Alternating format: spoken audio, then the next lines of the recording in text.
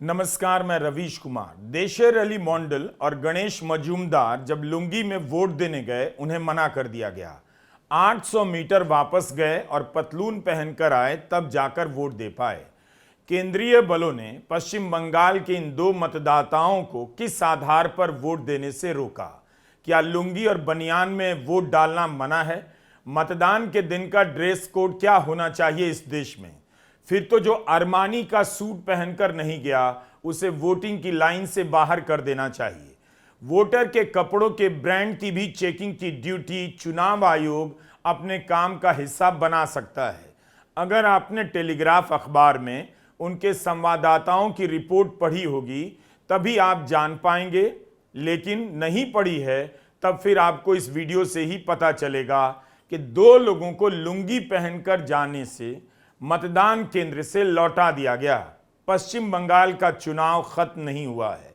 नतीजे आने के बाद भी हर जागरूक नागरिक को इस तरह के डिटेल उठाकर खोजकर देखने चाहिए कि फ्री एंड फेयर के नाम पर कितना कुछ अनफेयर हुआ है। केंद्रीय बलों की तैनाती की संख्या के अलावा भी उनकी तैनाती की प्लानिंग क्या थी, एक एक जिले में कितने अफसरों को लगाया गया, इन सब का भी अध्ययन होना चाहिए। और उसका भी कि ईडी, सीबीआई, आईटी से घिरी ममता बनर्जी और उनकी पार्टी ने इस चुनाव को लड़ा कैसे।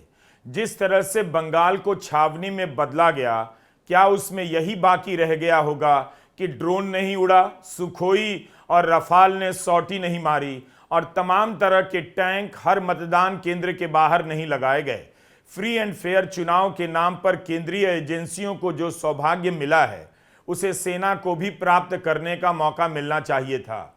बंगाल के चुनाव का किस किस स्तर पर मिलिटराइजेशन किया गया? जब इतना कुछ किया ही गया तो सीधे सेना को ही उतार देना चाहिए था। उससे भी इच्छा पूरी नहीं होती तो ममता बनर्जी को घेरने के लिए अमेरिका के अब्राहम लिंकन नामक युद्धपोत को होर्मुज से मंगा लेना चाहिए था। ट्रंप से B-2 बॉम्बर मांग लेना चाहिए था, जो ममता बनर्जी के हेलीकॉप्टर के ऊपर उड़ता रहता। शिवसेना उद्धव ठाकरे के नेता आदित्य ठाकरे ने कहा है कि बंगाल ने जिसका सामना किया है, उसके बारे में एक पल के लिए तटस्थ होकर सोचिए। बंगाल के साथ इस तरह से क्यों किया गया जैसे हमला हो गया हो? भारत में सहकारी संघवाद के सम्मान से ज्यादा कुछ भी महत्वपूर्ण नहीं। इस चुनाव को जैसे कराया गया, उससे साबित होता है कि भारत का लोकतंत्र खत्म हो चुका है। केंद्रीय संस्थाओं के जरिए एक राज्य पर कब्जा जमाने की कोशिश की गई। उम्मीद है बंगाल इसका जवाब देगा। यह एक महिला की बात नहीं जिसे सब कुछ अकेले सामना करना पड़ा है। यह बंगाल की बात है और भारत नाम के विचार की बात है। दुनिया में भारत के लोकतंत्र की साख की बात है, आदित्य ठाकरे ने कहा। इसी थीम पर कई और लोगों ने बंगाल के चुनाव के बारे में लिखा है और देखा है। फ्रंटलाइन में छपा है अंकुश पाल का यह लेख, द बंगाल लेबोरेटरी। अंकुश इस लेख में बताते हैं कि बंगाल का चुनाव आम जिंदगी के मिलिटराइजेशन की प्रयोगशाला है। सवाल है, क्या हमारे कोर्ट, प्रेस, जन आंदोलन इसके खतरों को पहचान कर इसके खिलाफ आवाज उठा भी सकते हैं, रोक सकते हैं? क्या पब्लिक इस बात को समझ पाएगी कि चुनाव आयोग आदेश दे रहा है, गृह मंत्रालय एलोकेशन करता है और सीएपीएफ केंद्रीय बलों के लाखों जवान बंगाल की गली गली में पसर जाते हैं, एरिया डोमिनेशन मार्च करते हैं, उनके लिए क्लासरूम को कैंप में बदल दिया जाता है? इस कोरियोग्राफी की समझ आम जनता में कैसे बनेगी? बंगाल के चुनाव से लोगों में इसकी आदत डाल दी गई कि बंदूकों के साए में वोट डालना लोकतांत्रिक प्रक्रिया का हिस्सा है और ऐसी आदत आसानी से नहीं जाती। यह अब आगे के चुनाव का हिस्सा बना रह सकता है। इस तरह की प्रक्रिया हमेशा इसी तरह शुरू होती है जैसे बंगाल में हुई और फिर पूरे देश में लागू की जाती रहेगी। इसी तरह जैसे उत्तर पूर्व और कश्मीर में AFSPA लगाकर सुरक्षा बलों को जो शक्तियां दी गई, उसका इस्तेमाल देश के दूसरे इलाकों में भी किया गया। आज भी AFSPA के नियम इन इलाकों में लागू हैं। अंकुश कहते हैं कि असल मुद्दा यह है कि बंगाल में जिस तरह से तैनाती की गई, वह नियमों से हटकर कुछ भी करने की संस्कृति को बढ़ावा देती है। मिलिट्री की मौजूदगी को इस तरह आम बना देती है कि चुनाव के बाद भी तैनाती का असर रह जाता है। चुनाव के बाद तैनाती रहेगी, इसके आदेश भी आचार संहिता लागू होने के साथ ही जारी हो गए। मतदान से पहले अमित शाह अपने भाषणों में केंद्रीय बलों की तैनाती की सीमा बढ़ाने की बात क्यों करने लगे? सब कुछ पहले से क्यों हो रहा है? चुनाव के बाद 2 महीने तक की तैनाती की क्या जरूरत है? क्या राज्य की पुलिस किसी काम की नहीं रही? सीआरपीएफ के महानिदेशक जीपी सिंह का ट्वीट देखिए। लिखते हैं, अगले आदेश तक सीएपीएफ की 500 कंपनियां बंगाल में तैनात रहेंगी। उनका यह ट्वीट अमित शाह के उस बयान के बाद आया कि 60 दिनों तक बंगाल में केंद्रीय बलों की तैनाती रहेगी। अमित शाह के बयान को बंगाल में बीजेपी के प्रदेश अध्यक्ष शामिक भट्टाचार्य भी दोहरा रहे हैं। टेलीग्राफ में खबर छपी है कि चुनाव के बाद 70,000 जवानों की तैनाती बनी रहेगी। किस लिए? टीएमसी सांसद साकेत गोखले ने आंकड़े ट्वीट किए हैं। उनके अनुसार 29 अप्रैल को मणिपुर में सीएपीएफ के 18,500 जवानों की तैनाती थी और उसी दिन अकेले कोलकाता में 28,500 जवानों की तैनाती की गई। पूरे मणिपुर में जहां कई दिनों से हिंसा हो रही है, वहां की तुलना में 10,000 जवान कोलकाता में तैनात किए गए। क्या आम जनता इन खतरों को समझ पाती होगी कि अकेले कोलकाता में जितने अर्धसैनिक बलों की तैनाती है, उससे बहुत कम उस मणिपुर में तैनात किए गए हैं जहां कई महीनों से हिंसा जारी है। केवल केंद्रीय बलों की तैनाती ही मुद्दा नहीं।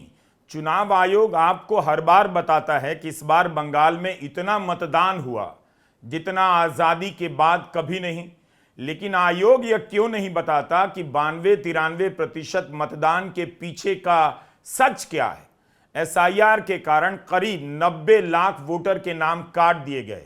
कुल मतदाताओं की संख्या 7.66 करोड़ से घटकर 6.26 करोड़ हो गई। पिछली बार की तुलना में 11% वोटर कम हो गए। इस हिसाब से देखिए तो पिछली बार की तुलना में इस बार बंगाल में 3.6% मतदान ही अधिक हुआ। तब भी इतना हंगामा क्यों? 27 लाख लोगों को वोट देने का मौका मिलता, तब कितना मतदान प्रतिशत बढ़ जाता? ये आंकड़े क्यों नहीं चुनाव आयोग बताता है? 2001 में जब एसआईआर हुआ तब 1% वोटर ही कम हुआ, लेकिन उसके बाद 2006 के विधानसभा चुनाव में वोटर टर्नआउट पश्चिम बंगाल में 7.7% बढ़ा।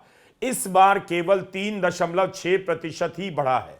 द हिंदू में दिव्यांशी बिहानी, सांभवी पार्थसारथी, पौन बसंत पीए का जो विश्लेषण छपा है, क्या आम लोगों तक यह बात पहुंच पाएगी कि 92% मतदान होने के दावों में कितना झोल है? आयोग कह रहा है आजादी के बाद पहली बार 92% से अधिक मतदान हुआ, लेकिन आजादी के बाद पहली बार 27 लाख वोटर के नाम वोटर लिस्ट से काटे गए, उन्हें वोट नहीं देने दिया गया। क्या आयोग यह आंकड़ा आपको बार बार बताता है? एक हेडलाइन से दूसरी हेडलाइन बदल दी जाती है। टेलीग्राफ की हेडलाइन है, किसी को याद नहीं पिछली बार कब बंगाल में ऐसा चुनाव हुआ, एक भी आदमी की हत्या नहीं हुई। ऐसे आंकड़ों से चुनाव के मिलिटराइजेशन को नॉर्मल बताने की कोशिश हो रही है, लेकिन जिस स्केल पर सवाल उठे उनको आप पीछे नहीं कर सकते। द हिंदू अखबार के डेटा एक्सपर्ट का कहना है कि पश्चिम बंगाल में पिछले 10 विधानसभा चुनावों से तुलना करेंगे तो इस बार सबसे कम मतदान प्रतिशत बढ़ा है। क्या यही बात चुनाव आयोग नहीं बता सकता, ताकि एक बार में देश जान जाए? जो हिंदू अखबार नहीं पढ़ेंगे उन्हें कैसे पता चलेगा कि 10 विधानसभा चुनावों की तुलना में इस बार मतदान प्रतिशत में उतनी वृद्धि नहीं हुई? मतदान प्रतिशत में मामूली वृद्धि को ऐतिहासिक क्यों बताया जा रहा है? हमने भी जब पहले चरण के 93% मतदान पर वीडियो बनाए तो उसमें ऐतिहासिक बताने की गलती कर दी, मगर आंकड़ों के विश्लेषण से बाद में साफ होने लगा कि पश्चिम बंगाल में मतदान प्रतिशत में अप्रत्याशित वृद्धि नहीं हुई है। आरटीआई कार्यकर्ता अंजलि भारद्वाज ने अपील की है कि आयोग को तुरंत ही फॉर्म 17C जारी कर बताना चाहिए कि हर बूथ पर कितने लोगों ने मतदान किया। टर्नआउट का कानूनी प्रमाण यही है, यही फॉर्म। आयोग को बताना चाहिए कि शाम 6 बजने पर हर बूथ पर कितने लोगों को टोकन दिया गया। इतने विवादपूर्ण चुनाव में इतना करना पारदर्शिता का सबसे न्यूनतम फर्ज अदा करना है। यह अंजलि भारद्वाज ने 29 अप्रैल को ट्वीट किया और कहा कि क्या आयोग या आंकड़े जारी करेगा, नहीं करने का क्या कारण हो सकता है। तृणमूल कांग्रेस ने सभी क्षेत्रों के ग्राम पंचायतों से फॉर्म 17C ले लिया है। एक पार्टी को अपनी तरफ से सारी मशीनरी लगाकर यह सब करना पड़ता है। क्या चुनाव आयोग 17C का फॉर्म तुरंत जारी नहीं कर सकता था? तृणमूल सांसद महुआ मोइत्रा ने कहा कि पूरी रात उनके कार्यकर्ता 17C जमा करने में लगे रहे।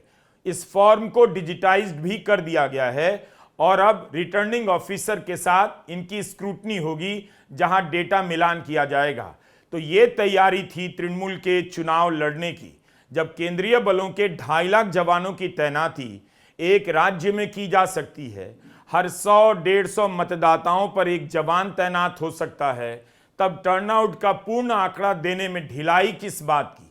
चुनाव के दौरान तृणमूल कांग्रेस के लिए काम करने वाली आईपैक कंपनी के निदेशक विनेश चंदेल को गिरफ्तार कर लिया गया, लेकिन आज 30 अप्रैल को ईडी ने इनकी जमानत का विरोध तक नहीं किया।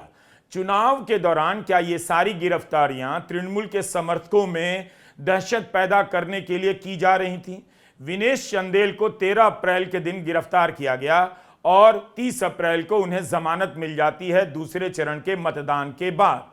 गिरफ्तारी के समय जो आरोप मीडिया में छपे, क्या उनके जरिए ममता बनर्जी के खिलाफ माहौल बनाया गया? उस समय ईडी ने कहा कई करोड़ का घोटाला पकड़ा है और आज जमानत का विरोध तक नहीं किया। बंगाल के चुनाव हो गए और आईपैक के उस फाउंडर डायरेक्टर को, जिसको चुनाव से पहले ईडी ने गिरफ्तार किया था, आज उसको बेल मिल गई और बेल भी लोअर कोर्ट से, जो कि मैंने कभी नहीं सुना कि ईडी की बेल लोअर कोर्ट से मिल जाए। मगर बेल इसलिए मिल गई क्योंकि सरकार ने, यानी कि ईडी ने उनकी बेल को अपोज नहीं किया, यानी कि कहा कि साहब बेल देनी है तो दे दीजिए, हमें कोई दिक्कत नहीं, क्योंकि आप समझिए बंगाल के चुनाव हो गए।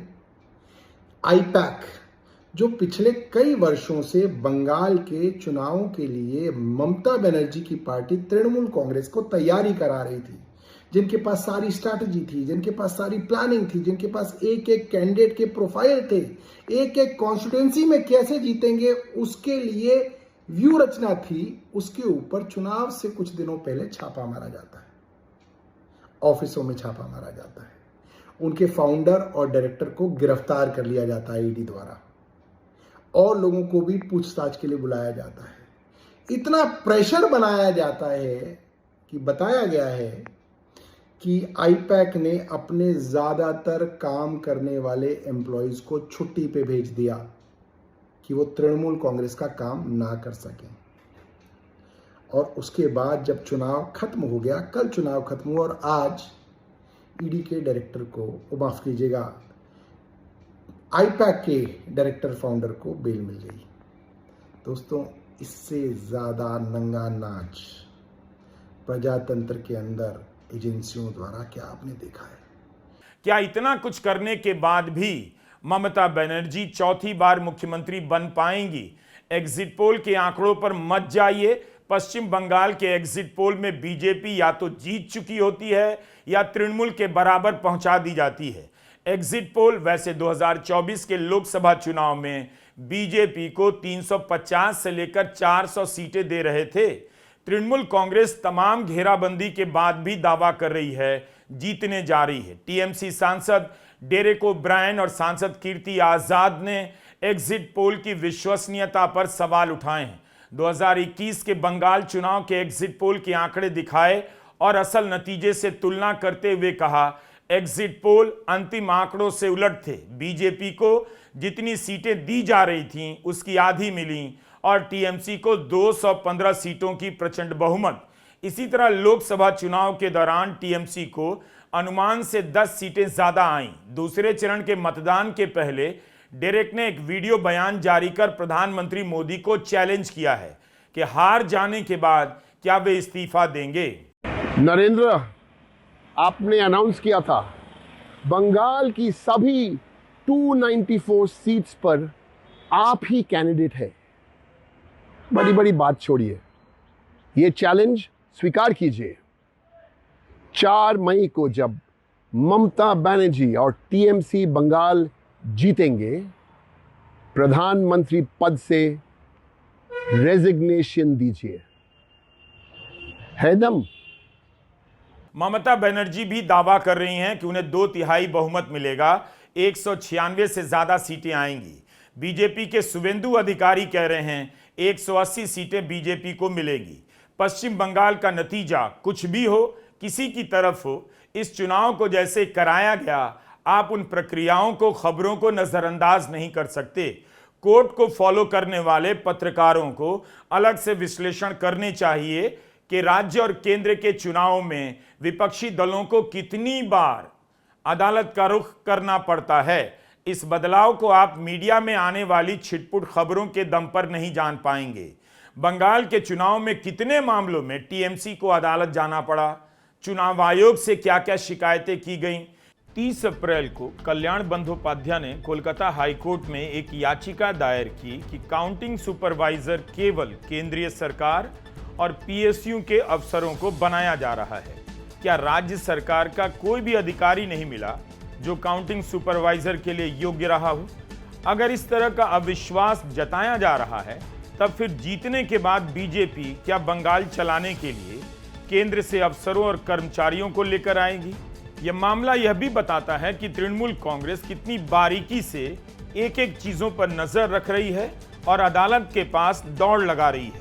कितने मामलों में कोर्ट ने उन शिकायतों को सही पाया और कितने मामलों में समय पर फैसला नहीं हुआ। दूसरे चरण के लिए 91.96% मतदान हुआ। पहले चरण में 93.19% मतदान हुआ। दूसरे चरण में एनआईए की तैनाती कर दी गई। 11 अतिरिक्त पुलिस ऑब्जर्वर बुलाए गए तो मतदान करीब 2% कम हुआ। यह कमी क्यों आई? जितने भी मतदान केंद्र बनाए गए उन सभी का लाइव वेबकास्ट किया जा रहा था और उन सभी की निगरानी तीनों चुनाव आयुक्त खुद कर रहे थे। इसके बाद भी पश्चिम बंगाल में ईवीएम से छेड़छाड़ के 77 मामले दर्ज हुए। बंगाल के निर्वाचन अधिकारी ने कहा कि 25 मामलों में छेड़छाड़ की पुष्टि हो चुकी है। इशारा किया है इन मामलों में 2 मई तक फिर से मतदान हो सकता है। हर मतदान केंद्र के चारों तरफ 100 मीटर का घेरा बनाने के बाद भी ईवीएम मशीनों से छेड़छाड़ की शिकायतें कैसे आ गईं? क्या यही फ्री एंड फेयर इलेक्शन है? बाली में ईवीएम में तकनीकी गड़बड़ी की खबर आई, जिसके बाद सुरक्षा बलों की तैनाती की गई, लाठीचार्ज हुआ और किसी तरह मामले को शांत किया गया। यहां की मशीन में वोट रिकॉर्ड नहीं हो रहा था, जिसे ठीक करने में कई घंटे लगे और लोगों में आक्रोश फैल गया। बूथ के आसपास माहौल तनावपूर्ण हुआ और 2 लोगों की गिरफ्तारी हुई। रघुनाथपुर के एक बूथ से खबर है, यहां कमल के निशान पर स्याही लगा दी गई। फाल्ता असेंबली सीट में ईवीएम से छेड़छाड़ की 32 शिकायतें आईं। बीजेपी के बटन पर टेप लगाए जाने की शिकायत हुई है। फाल्ता में 20 शिकायतों की पुष्टि हो चुकी है।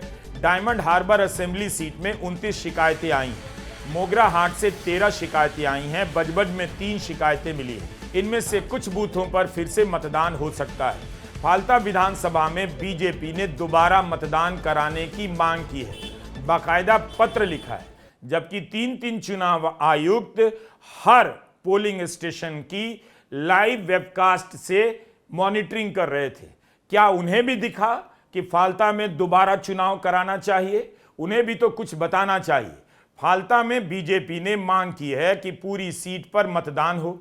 इस सीट पर टीएमसी के उम्मीदवार जहांगीर खान को उत्तर प्रदेश से आए ऑब्जर्वर अजय पाल शर्मा ने धमकी दी थी, जिसे लेकर हमने 27 अप्रैल को वीडियो बनाया।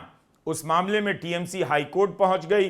बीजेपी ने तृणमूल कांग्रेस की सांसद महुआ मोइत्रा के खिलाफ शिकायत की है कि उन्होंने ऑब्जर्वर बटुला गंगाधर को धमकी दी। बीजेपी का आरोप है कि महुआ मोइत्रा चुनाव अधिकारियों को धमकी दे रही हैं और टीएमसी इस तरह की धमकियां एक पैटर्न के तहत दे रही है। चुनाव बीत गया है, मगर बंगाल में जो हुआ उसे आप बीतने नहीं दे सकते। उन घटनाओं की तरफ बार बार लौटिए, देखिए, समझिए कि बंगाल में क्या हुआ, क्यों किया गया।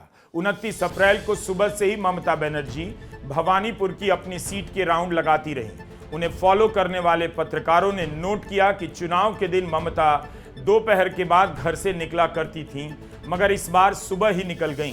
केंद्रीय सुरक्षा बलों और चुनाव आयोग के ऑब्जर्वर्स पर पक्षपात के आरोप लगे, बीजेपी के लिए काम करने के आरोप लगे। कहा कि आम लोगों के साथ मारपीट की गई, महिलाओं बच्चों को निशाना बनाया गया। ममता बनर्जी ने आरोप लगाया कि कोर्ट के आदेश की अवमानना करते हुए उनकी पार्टी के कार्यकर्ताओं को हिरासत में लिया गया। टीएमसी सांसद सागरिका घोष ने भी कुछ आरोपों की लिस्ट ट्वीट की है। टीएमसी का आरोप है कि उदय नारायणपुर में केंद्रीय सुरक्षा बलों के जवानों द्वारा की गई धक्का मुक्की के कारण एक 81 वर्षीय व्यक्ति की मौत हो गई। अभिषेक बनर्जी ने वीडियो जारी किया है और कहा है कि बुजुर्ग व्यक्ति अपना वोट डालने के लिए आए थे, बिना सहायता नहीं चल सकते थे, इसलिए अपने बेटे की मदद से बूथ तक पहुंचने की कोशिश की, मगर सुरक्षा बलों के जवानों ने उन्हें धक्का दे दिया और बुजुर्ग व्यक्ति बेहोश होकर गिर गए। अस्पताल ले जाए जा रहे थे, मगर मृत घोषित कर दिए गए। अभिषेक बनर्जी ने कहा है, अमित शाह ने सुरक्षा बलों को अपनी निजी सेना में बदल दिया है। बंगाल के लोगों पर लाइसेंस प्राप्त ठगों को थोप दिया गया है। बेहतर होता आयोग सामने आकर इन सभी आरोपों को तुरंत नकारता और इतनी बड़ी तैनाती की तार्किकता को भी समझाता। जब सुप्रीम कोर्ट में ईडी और सीबीआई को फटकार लग सकती है, तब किसी भी संस्था के गलत इस्तेमाल के आरोपों को हल्के में नहीं लिया जाना चाहिए, क्योंकि सवाल इन संस्थाओं और सुरक्षा बलों की साख का है। दशकों की कमाई गई साख को मिट्टी में नहीं मिलने देना चाहिए। इसका नुकसान जनता को उठाना पड़ता है, अफसरों को नहीं। सूत्रों के हवाले से जारी किए गए इस तरह के बयानों का कोई मतलब नहीं कि शहरी इलाकों में हिंसा की आशंका ज्यादा थी, इसलिए ज्यादा तैनाती की गई। भारत के चुनावी इतिहास में ग्रामीण इलाकों से ज्यादा शहरी इलाकों में हिंसा की बात कब से देखी गई? क्या यह तर्क मानने लायक है? और अगर है तो सूत्रों के हवाले से क्यों दिया जा रहा? ममता बनर्जी के खिलाफ लड़ रहे बीजेपी के नेता शुवेंदु अधिकारी भी मतदान को लेकर कई तरह के आरोप लगा रहे हैं। टीएमसी पर आरोप लगा रहे हैं कि वह बाहरियों को वोटिंग के लिए जमा करा रही है, बूथों के इर्द गिर्द उनकी भीड़ इकट्ठी की जा रही है। क्या एसआईआर होने के बाद भी बंगाल में बाहरी वोटिंग कर सकते हैं? ऐसा है तो यह सवाल चुनाव आयोग और सुरक्षा बलों के सामने रखा जाना चाहिए कि कैसे मुमकिन है, एसआईआर के बाद भी बाहरी कैसे वोटिंग कर सकते हैं। ममता बनर्जी और शुवेंदु अधिकारी की सीट पर 51,000 नाम डिलीट हुए। खबर है कि भवानीपुर के जय हिंद भवन बूथ पर टीएमसी के कार्यकर्ताओं ने कथित रूप से हिंसा की। तब फिर सीसीटीवी और 100 मीटर के सुरक्षा घेरे का क्या हुआ? जब बीजेपी ही चुनाव आयोग की दक्षता पर सवाल उठा रही है, क्या तब भी ज्ञानेश कुमार जवाब नहीं देंगे? जैसे टीएमसी के पत्रों और शिकायतों का नहीं देने का आरोप उन पर लगता है। पहले चरण को लेकर अभी तक थ्योरी खत्म नहीं हुई कि अब दूसरे चरण को लेकर शुरू हो गई है। 5 दिनों बाद चुनाव के नतीजे आ जाएंगे, तब सब पता चल जाएगा।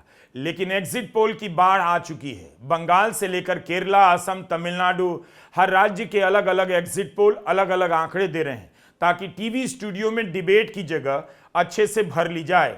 सट्टा बाजार का अनुमान भी अलग से रिपोर्ट किया जा रहा है। अगले 4-5 दिन इसी बहस में निकल जाएंगे। प्रधानमंत्री काशी में थे, त्रिशूल डमरू के साथ उनकी तस्वीर जारी की गई। भास्कर ने रिपोर्ट किया 14 बार ऐसा हुआ। मतदान के दिन प्रधानमंत्री ने मंदिर में दर्शन किए। 80% मामलों में नतीजा उनके पक्ष में आया। क्या अब इसे भी एक प्रकार का एग्जिट पोल माना जाएगा? एक अध्ययन 29 अप्रैल को क्यों नहीं हुआ कि जब मतदान चल रहा था तब देश के टीवी चैनलों पर केवल प्रधानमंत्री मोदी को ही दिखाया गया या ममता बनर्जी को भी बराबरी की जगह मिली? 4 मई को नतीजे आएंगे। उसी के साथ असम, केरला, तमिलनाडु, पुदुचेरी के भी नतीजे आएंगे। नतीजे आने के बाद टीवी चैनलों पर क्या खबरें चलेंगी? चुनाव का फायदा यह होता है कई महीने तक और कोई खबर नहीं करनी पड़ती है, लेकिन इन चैनलों ने एसआईआर को लेकर भी ढंग से कवर नहीं किया, एक तरह से चुनाव के कवरेज से बाहर कर दिया। अगर बंगाल में 27 लाख लोगों का मताधिकार छिना है, तो कौन कह सकता है कि यह प्रयोग कहीं और नहीं होगा? मणिपुर की हिंसा की खबरों से आप वैसे ही अनजान हैं। बंगाल में चुनाव कैसे हुआ, उससे भी आप बहुत हद तक अनजान हैं। इन सवालों को तब भी नहीं भुलाया जा सकता जब ममता बनर्जी की जीत हो जाए। बंगाल के चुनाव का मिलिटराइजेशन भारत के लोकतंत्र का लंबे समय तक पीछा करेगा। नमस्कार, मैं रवीश कुमार।